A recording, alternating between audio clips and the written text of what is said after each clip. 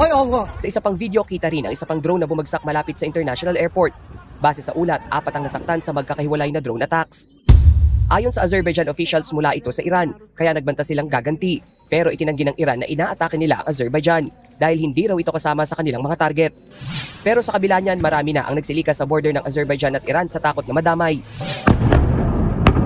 Sa Bahrain naman, nasunog ang oil refinery roon dahil rin sa Iranian missile. Tinarget din ng Iran ang Israel Embassy roon pero nasanggay ito. Lumiyab din ang Ali Al-Salem Air Base sa Kuwait. Pinuntirya yan ng Iran dahil ginagamit itong base militar ng Amerika. Halos magdamag umalingaw-ngaw ang mga sirena roon. Hudyat na sinasangga ang mga missile na pumapasok sa bansa. Sa West Bank naman, nagmistulang mga bulalakaw ang mga namataang missile. Papunta yan sa Israel na target ng Iran. Pero kita rin sa video kung paano ito tirahin pabalik ng Israel. Pero ang mga nakalusot, tumama sa ilang bahay sa Tel Aviv. Naglabas naman ng panibagong video ang Amerika sa ginawa nilang pambobomba sa Iranian drone carrier. Una na rin nilang ipinakita ang pagpapalubog sa Iranian warship na nasa baybayin ng Sri Lanka. Higit 80 ang nasawi riyan. Tumulong ang Sri Lankan government sa pag-recover ng mga nasawi. Ayon sa Israeli Army, 60% ng Iranian missile launcher ang nasira na sa operasyon. Sa kabila niyan, patuloy nilang binobomba ang Iran. Gayon din ang Lebanon kung nasaan ang militanteng grupong Hezbollah. Magbibigay naman ng tulong ang France sa Lebanese Armed Forces ng armored transport vehicles para sa humanitarian aid. Samantala, tumulong naman ang ilang European countries sa pagsangga ng mga Iranian drone. Kabilang na riyan ang United Kingdom, France at Greece. Sa huling tala, umabot na sa higit 1,000 ang nasawi sa lumalawak na bakbakan ng US, Israel at Iran. Si US President Donald Trump naman, na isa sa pangunahing nag-utos ng pag-atake sa Iran, iginiit na dapat may papel siya sa pagpili ng susunod na leader ng Iran. Sinabi ni Trump sa isang phone interview sa Reuters. Idiniin niya na hindi siya pabor na maging leader ang anak ng nasawing Iranian Supreme Leader. Sa isang interview, sinabi pa ni Trump na gusto na niyang matapos ang sigalot sa Iran dahil meron na siyang sunod na target na bansa. But what's happening with Cuba is amazing, and we think that we want to finish this one first. Una nang inatake ng Amerika ang Venezuela bago ang Iran dahil umano sa drug cartel doon. Isang umaga na parang ordinaryong araw lang ang nagsimula sa Iran, hanggang sa biglang umalingaw-ngaw ang sunod-sunod na pagsabog na yumanig sa kabisera. Sa loob ng ilang minuto, nagbago ang atmosphere ng buong bansa. Ang mga tao na patingin sa langit, ang komunikasyon nagkagulo at ang military radar systems nagsimulang mag-alert. Walang mahabang babala, walang ultimatum na narinig ng publiko. Ang sumunod na mga oras ang naging isa sa pinakamabilis at pinaka-intense na military escalation na naitala sa modernong geopolitics. Sa loob lamang ng 12 oras, isang coordinated strike campaign ang tumama sa iba't ibang strategic targets sa Iran. Ang bilis, lawak at timing ng operasyon ang dahilan kung bakit maraming analyst ang nagsabing hindi ito ordinaryong airstrike campaign. Isa itong operasyon na malinaw na pinagplanuhan ng matagal at isinagawa ng sabay-sabay ang iba't ibang attack platforms para makuha ang maximum impact bago pa makapag-organize ng depensa ang target na bansa. Paano isinagawa ang 12 oras na pag-atake? Ang unang yugto ng operasyon ay nagsimula sa sabayang pag-launch ng precision weapons mula sa iba't ibang direksyon. Sa ganitong klase ng military strategy, ang layunin ay hindi lang tumama kundi malito ang depensa ng kalaban. Kapag sabay-sabay dumating ang banta mula sa iba't ibang altitude at trajectory, mas nahihirapan ang air defense systems na tukuyin kung alin ang uunahin nilang harangin. Ang mga strike ay nakatuon sa tinatawag na high-value targets. Ito ang mga lugar na may direktang epekto sa kakayahan ng bansa na mag-coordinate ng military response.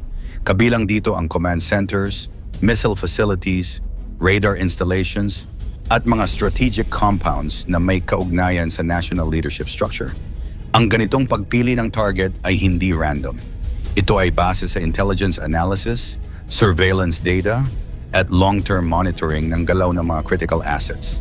Habang isinasagawa ang unang wave, sumunod agad ang ikalawa at ikatlong wave ng strikes. Ito ang tinatawag sa military doctrine na layered assault. Ibig sabihin, hindi binibigyan ng oras ang kalaban na makabawi o makapag-reorganize. Sa bawat wave, mas lumiliit ang kakayahan nitong sumagot. Sa loob ng ilang oras, ang buong operasyon ay nagmistulang tuloy-tuloy na pressure na walang pahinga. Ano ang tinamaan sa loob ng isang gabi? Hindi lang iisang lugar ang naapektuhan. Sa loob ng kalahating araw, maraming bahagi ng Iran ang nakaranas ng epekto ng operasyon. May mga lungsod na nawalan ng kuryente. May communication systems na pansamantalang bumagsak.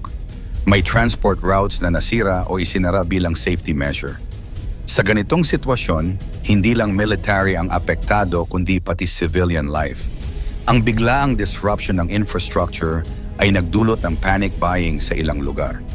May mga residente na nagmadaling mag-imbak ng pagkain, tubig, at fuel dahil sa takot na tumagal ang krisis. May ilan ding umalis sa mga lungsod para maghanap ng mas ligtas na lugar. Ang ganitong reaksyon ay normal sa mga sitwasyong hindi malinaw kung gaano kalawak o katagal ang magiging labanan. Bukod sa physical damage, malaki rin ang psychological effect. Ang sunod-sunod na pagsabog at sirena ay nagdulot ng matinding kaba sa populasyon.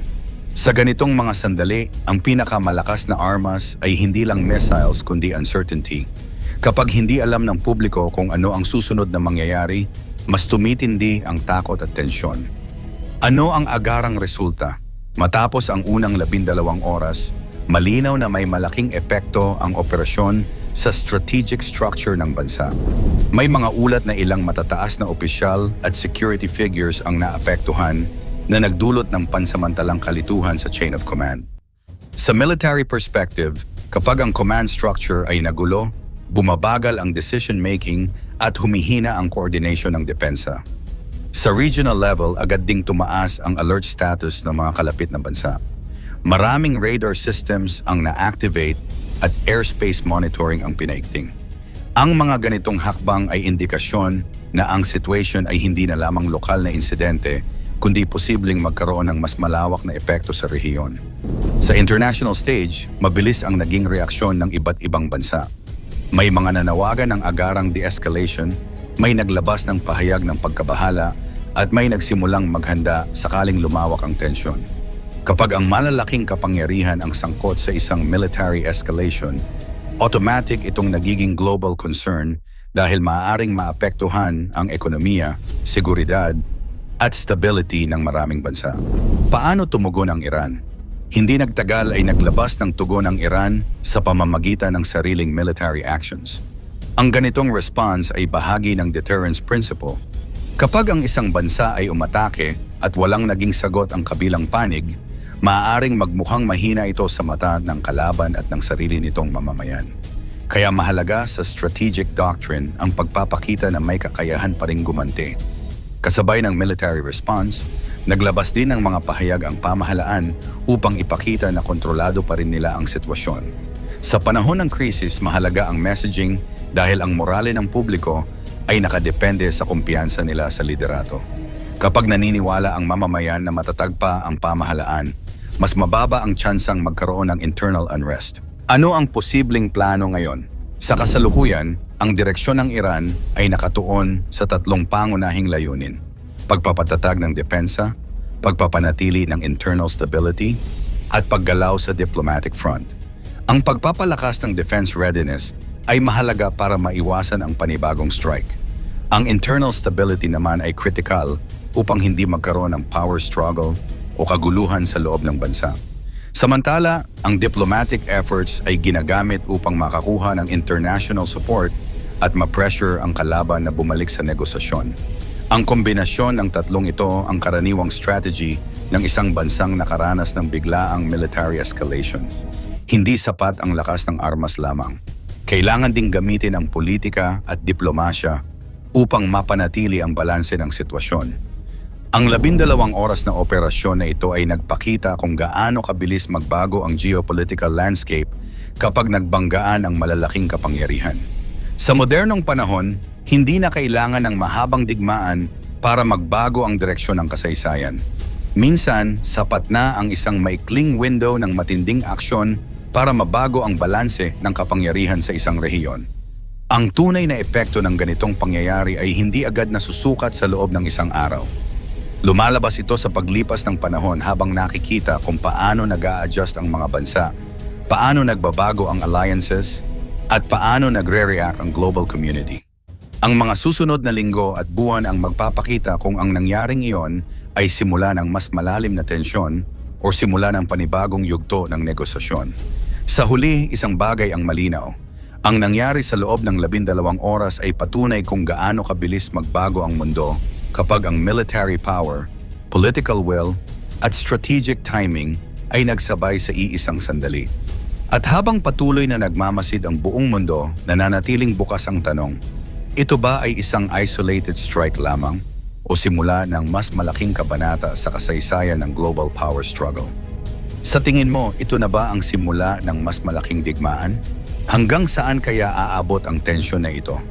Magtatapos ba ito sa negosasyon o sa mas matinding labanan? I-komento mo naman iyo sa ibaba, paki-like ang ating video, i-share mo na rin sa iba. Salamat at God bless.